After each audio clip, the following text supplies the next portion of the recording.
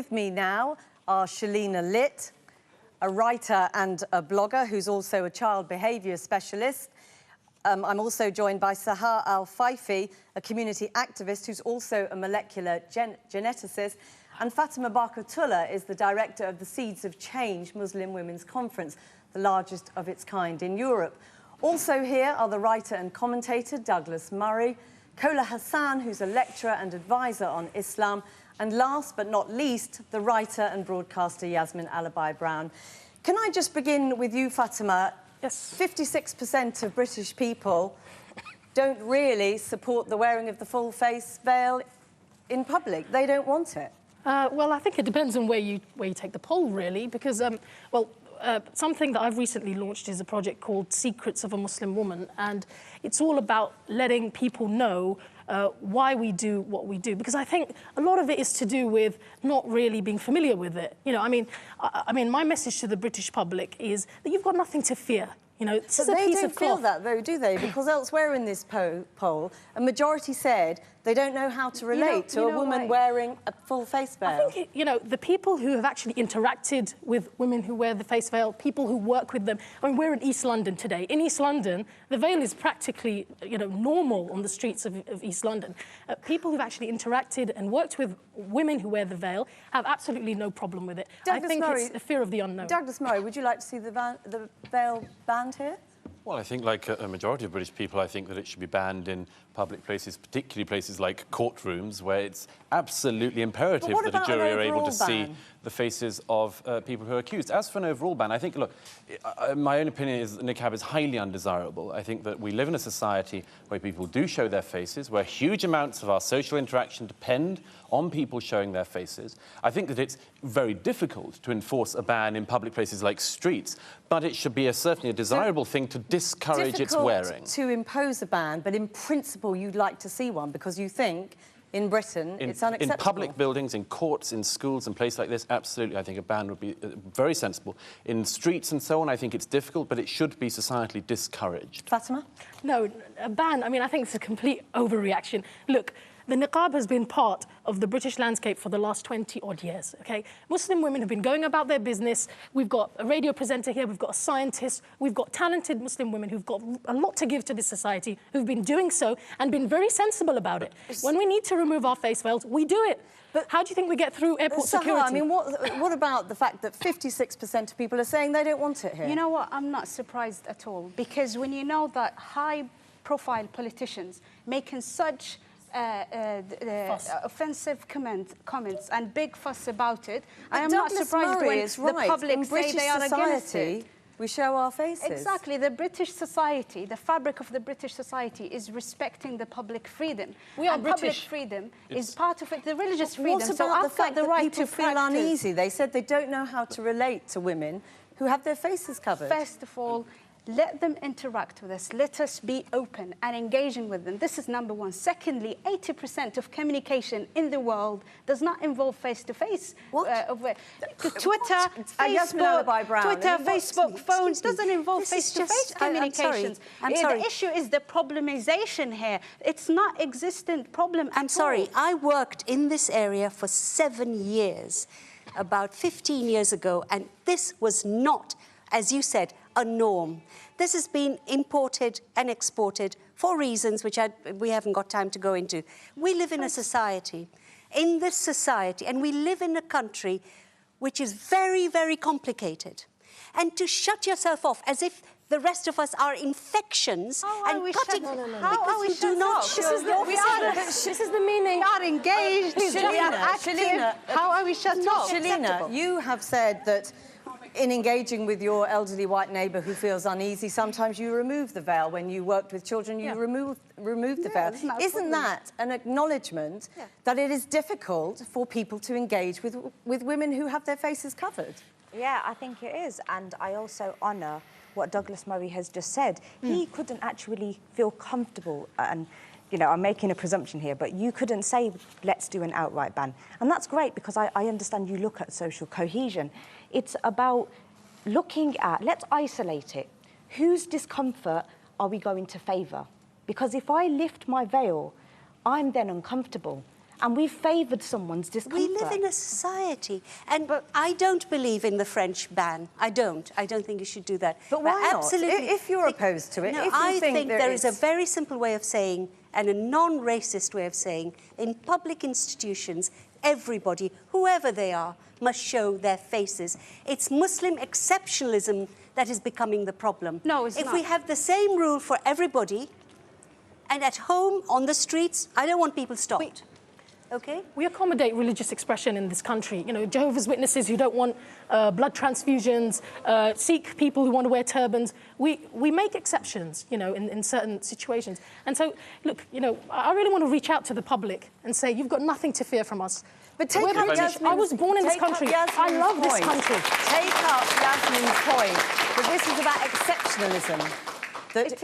Take up Yasmin Alibhai-Brown's point about this is about exceptionalism. We accommodate, don't we, in this country, and in my country, Britain, we accommodate religious expression. And we do make exceptions for people. And there's nothing, and that's what I thought. And we cannot destroy the minorities and the religious belief in the name of equality. But what if the majority feel uncomfortable, feel uneasy and say they don't want it? I think then the onus is on us as well, isn't it? I mean, to actually reach out. And I'm hoping that this is just going one step towards that, to say to people, look, you know, we're human beings just like you. But if I may very quickly, religious freedom is an extremely important thing, and I think most people who would agree, I hope in this room, that Britain is the most tolerant place in the world to live, including as a Muslim. Yeah. But let's just add one thing to this, if I may. The issue of social interaction is very important, and not just to me, but obviously to a majority of the British people. Yeah. What I say tonight, what Yasmin says and other people say tonight, people see our faces, they know who said it. I'm sorry to say this, but nobody knows who you are.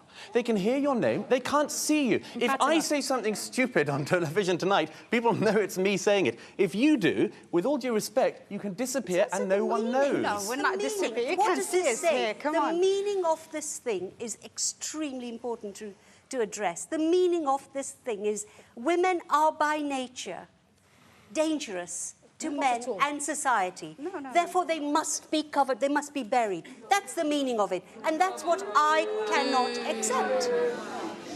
I mean, Fatima, come back on exactly that point, because we have spoken to women who say that they cover their faces because they don't want to incite passions among men. I mean, that is essentially Yasmin's point. Well, look, essentially, I think, you know, that's Yasmin's opinion. No, it's not my opinion. Yes, it is. It is your opinion.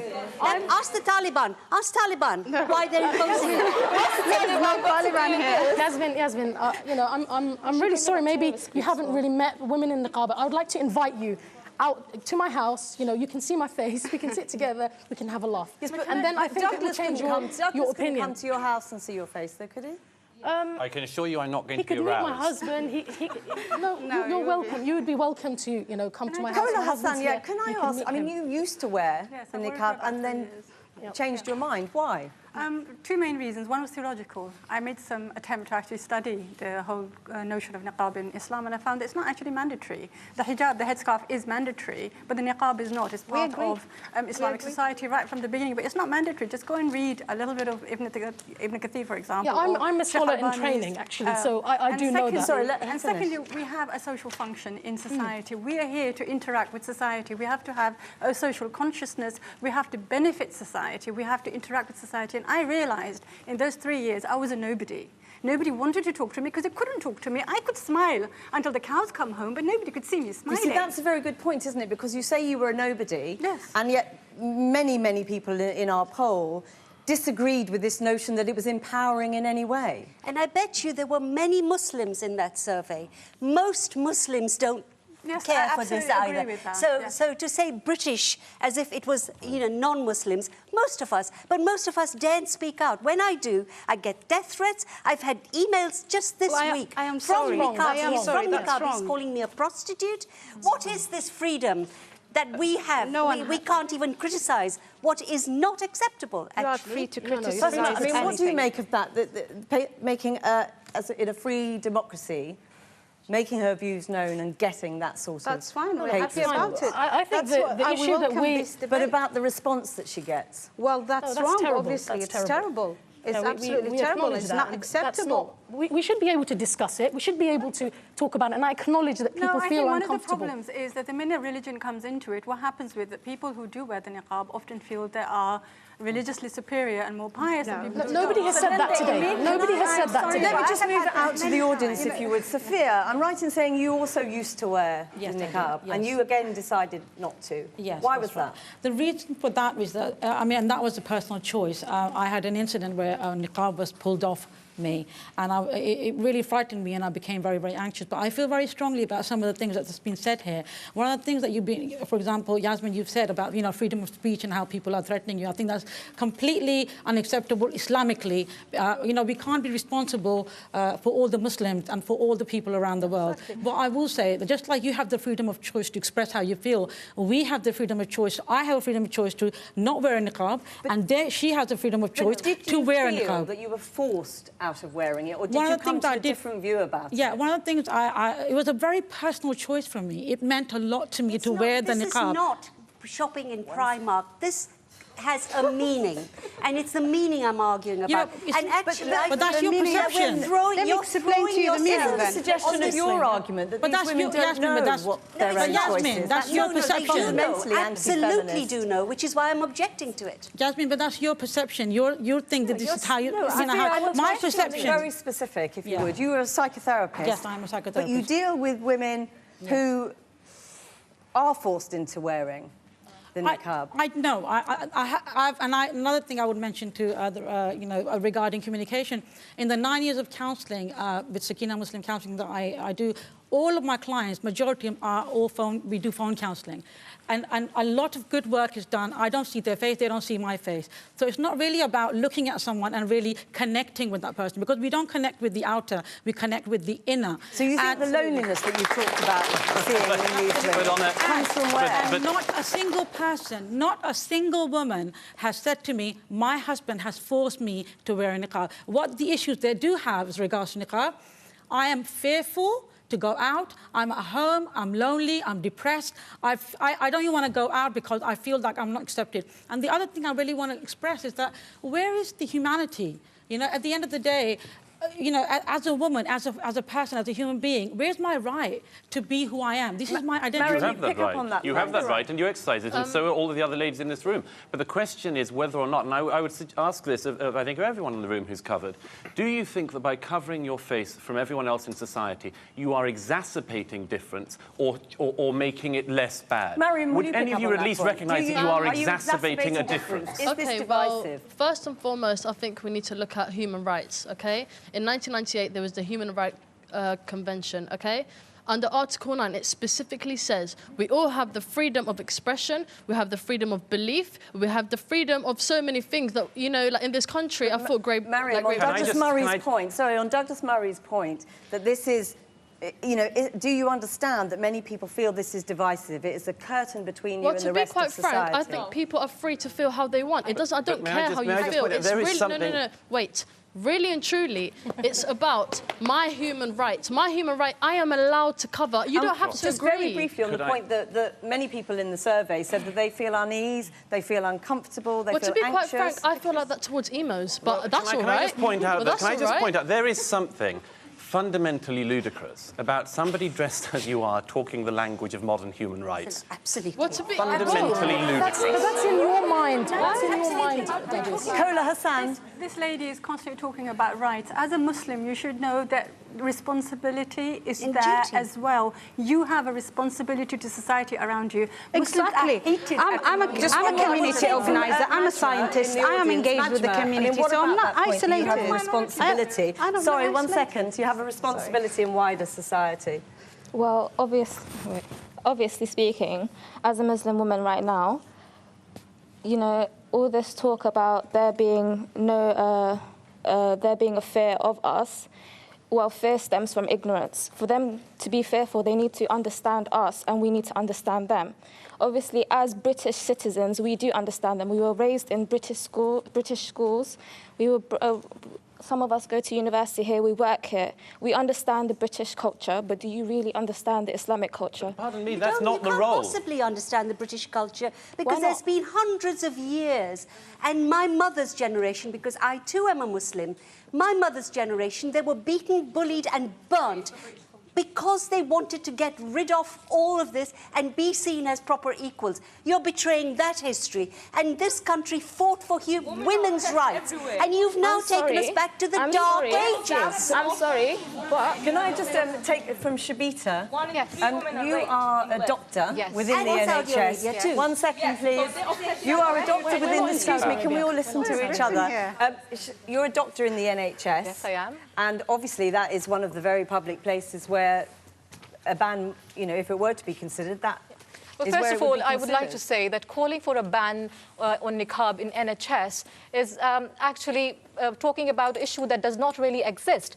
Because me and my friends, have been contacting a lot of doctors all across the 4 countries of the United Kingdom, and none of them have ever come across a doctor who actually observed the face veil within NHS, or even a nurse. Exactly. So, I don't really see that why an issue that does not really exist is actually being addressed. There is no one, or no doctor or a nurse who actually wears the niqab in NHS. Just very, even very myself, on that point, because isn't that an acknowledgement that there is a difficulty for many people that patients would find it uncomfortable? No, it's not actually like that, because I am not given a choice to wear it within NHS. When I know it as a fact that if I wear my face veil and go to a job interview, I will never be taken up for a job. How is it to ask, you all here, how is it that you say it's an absolutely fundamental, you have to wear it, it's a right, it's a necessity upon you, but yet you say you go through an airport and it doesn't matter if you lift it? Is it so negotiable? In France, many of the women who said we cannot go out if we don't wear it have taken it off. Can I just say, Shalina. You know, there is a place where we have the right to exercise our right. And if this was a school or a playground, you know, as far as I'm concerned, the bullies are winning here. There is a majority of people who have the power and resources to put out there an image about the niqab.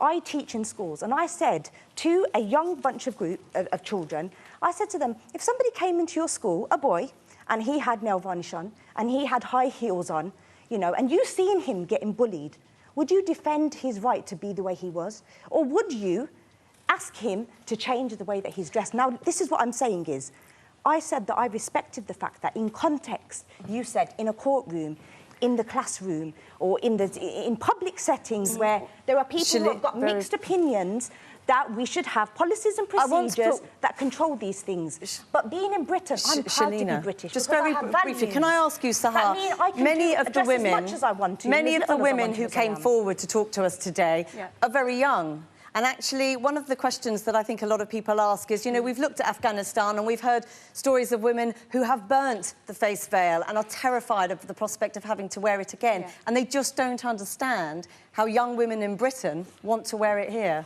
Very briefly, if you can. Well, I started wearing the niqab at a young age, and the reason is after a research. It's a long spiritual journey. I found out that when I wear the niqab, I'll be closer to God. It's an act of worship, it's an act of modesty, and it's liberating and dignifying. And since then, I've never changed my mind. And although my parents, my mum, my sister, don't wear it. It's me. It's my personal choice. But yes, and in a free society, the opinions of other people also have to matter. It's not just about you exercising your choice. The way other people feel about that should be of some concern to you. But you know, these feelings are coming from negative prejudices. We have coming from you don't want men's opinions? No. You don't want men's opinions? I'm sorry, we are going to have to end it there. I'm really sorry. As the only man, I'm sorry you don't want to hear men's opinions.